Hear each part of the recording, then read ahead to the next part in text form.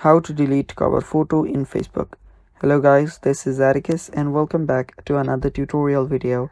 In today's video, I'll teach you guys how you can delete a cover photo on Facebook. So without any further ado, let's dive right into it. Now the first thing that you'll need to do is open up your Facebook. After you do that, make sure that you're logged in into your account. Now head to the bottom right corner. Now head over to your profile that's on the top, and you should be on your profile like this. Now what you'll need to do is you can just scroll down, and there you should see an option to manage your posts. Tap on it and now scroll down till you find your cover photo. So just scroll down and there it is. This is my cover photo.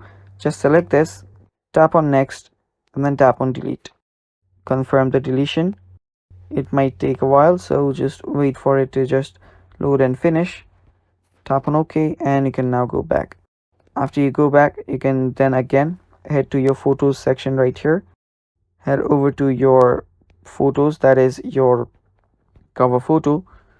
Now again delete the photo. After deleting the photo, your cover photo will also get deleted, guys. That's basically it for today's video. Thanks for watching. Stay tuned for more, and bye bye.